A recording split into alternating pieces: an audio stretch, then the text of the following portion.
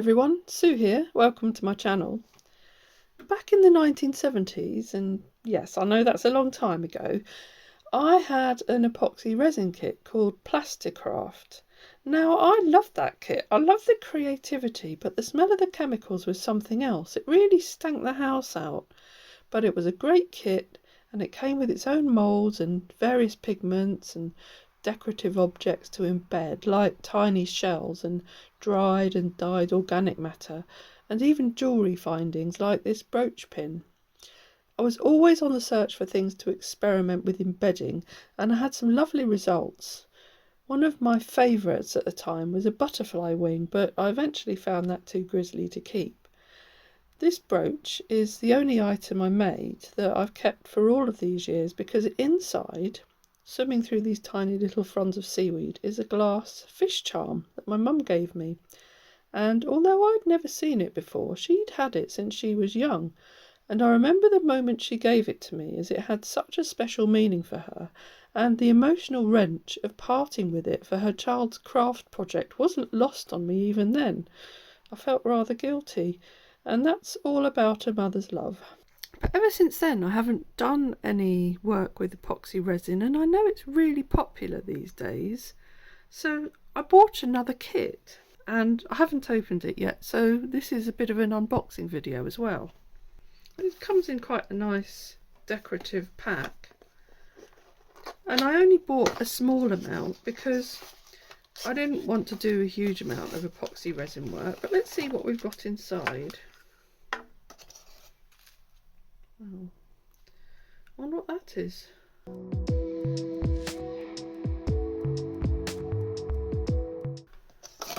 I can think of something that might be, but I don't think it is.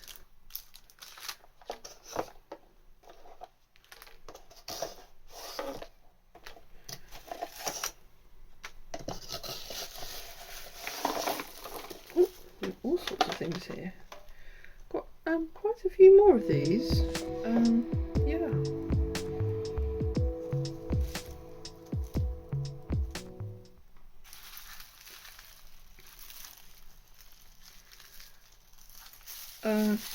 Gloves, I think, plastic gloves.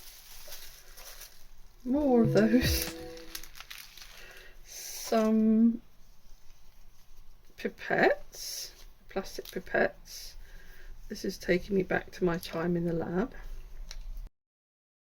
Some stirry sticks. And what have we got in this bag? Seems to be lots of pretties. Oh, pretties that have gone everywhere. Obviously that's why they felt the need to bag it. Blue glitter, purple glitter, sparkly stars, and golden flakes, and quite a lot of glitter escaped. So I'll put that back in there before any more escapes. I'm not sure whether I want to get glittery. I mean, it's gone everywhere already, and I'll have to tidy that up before I start anything. It says it's crystal clear, self-leveling, resists yellowing. That's a strange spelling of yellowing. 40 minutes working time, low odour, and non-flammable. Epoxy resin for super gloss coating, and that's the hardener. So you've got a resin and a hardener there, and you mix the ratio 1:1. Oh, and we've got these pots here as well. I don't know what they are. I mean, are they like finger condoms? Oh my goodness, look, they're ribbed. Yeah, well, I don't I don't really know what they are. So I've got one of my lids here and I've just built up a wall of sellotape around it so it's stuck to the lid, but I want to just pour the resin inside so that it settles over the rhinestones and seals them in and creates a smooth surface on top. So I only just want to cover them until everything's completely smooth. I don't know that I'm going to need very much. So if I made up 4 mils to start with, then hopefully we'll see what happens. I've got to mix them up anyway. These come with a seal. I know I'm supposed to be wearing gloves. It's really annoying when you can't get a seal off. I don't want to have to break it, but maybe I'm going to have to. Just get some scissors. Scissors, get me scissors.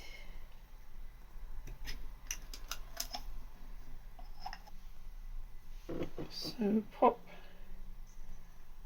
2 mils of that. It's quite gloopy, it doesn't come up very quickly. Right, there's 2 mils. I'll put 2 mils of that one in. Leave that in there to settle a bit.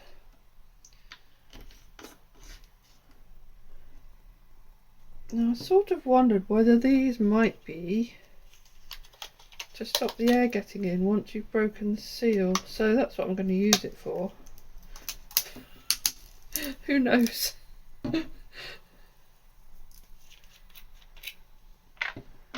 And the hardener, I sort of feel that maybe I should be pouring this rather than trying to pull it up with a pipette. I sort of don't like the idea of just having these as a single use only item. It's sort of defeating the object of what I'm trying to do with the contact lens cases. Now I've got to stir it, and I'll put that one, I'll put its condom on. I mean, I presume that's what it is, but you know, is it that? Oh dear, the condom's split. Oh. I mean, it just doesn't go on. The girth's just too wide.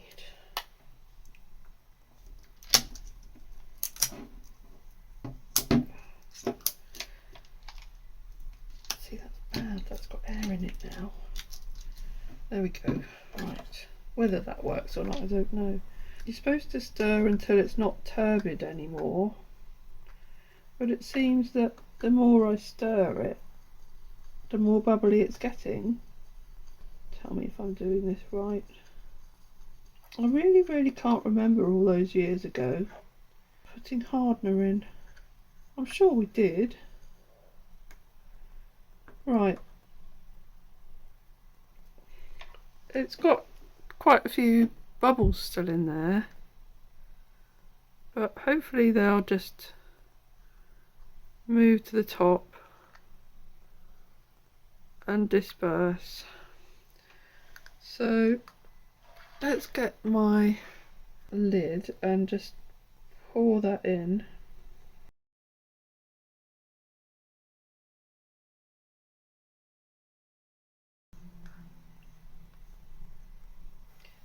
They don't say how you're supposed to clean these out or anything. It makes me wonder, you know, with these companies that produce these, whether they ever think about ecological things. I mean, it's made in China, and we know that China's really bad ecologically. I did have one year where I didn't buy anything at all from China because they really annoyed me, but think about doing that again. But it really does limit you these days because so much does come from China. So I'll leave that and we'll see how that sets.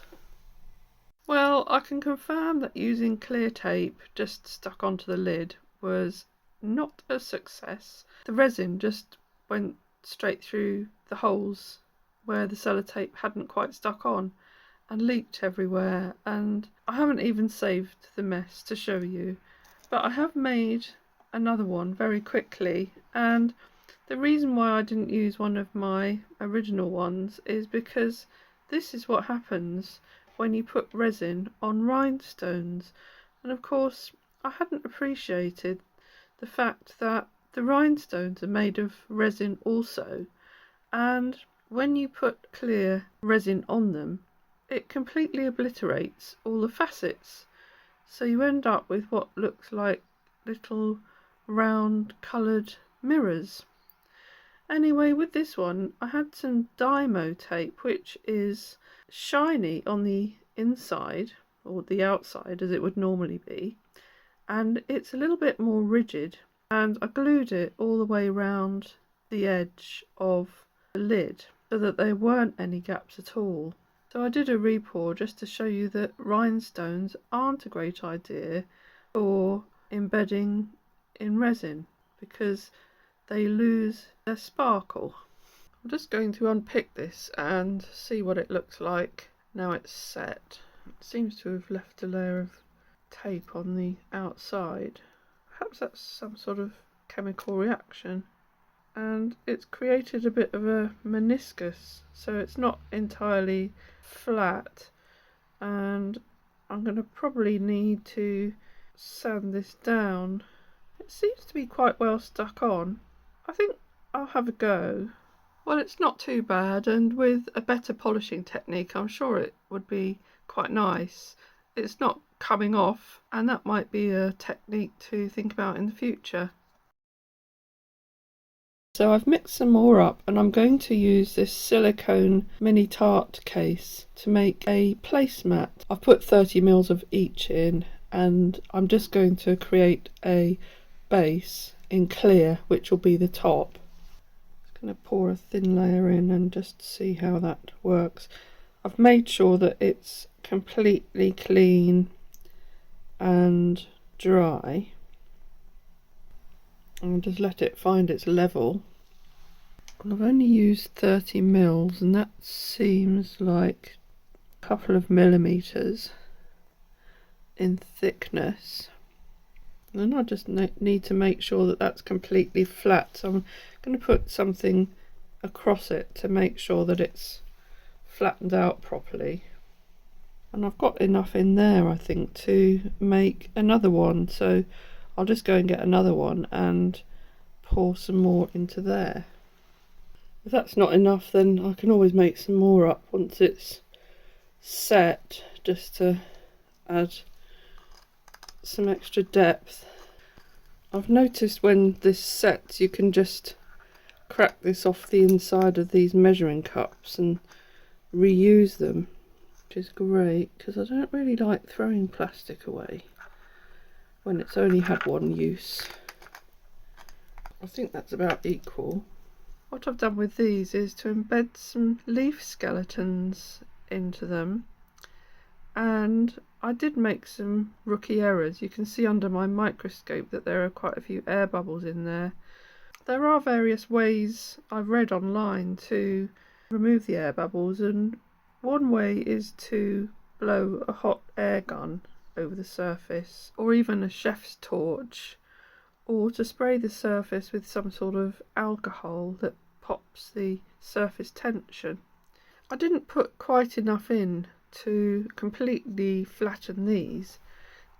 I thought originally I'd go for a dark background, but I used some of this glamour dust, which is a very pale background, and I thought that actually it would make the leaves look quite ethereal and subtle. So I did a pour, and that's completely flat and dry now. There are a few air bubbles on the top, but that's not going to matter because this is going to be the bottom. So let's see how easily it comes out of the mould.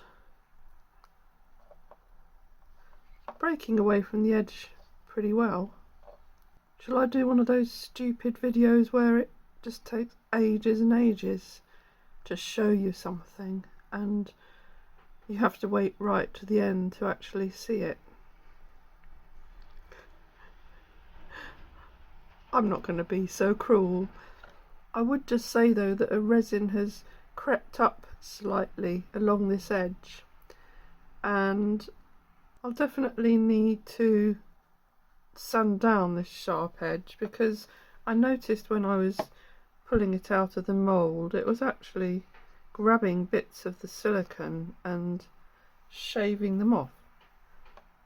One thing that they don't tell you about sanding resin quite often is that you should not sand resin without a mask on, because if you breathe it in and it's not quite cured, it can cause some severe irritation in your lungs. So please do be careful if you're doing any resin sanding. Now I am doing that thing, aren't I? So I will leave you in no more suspense. Let's have a look.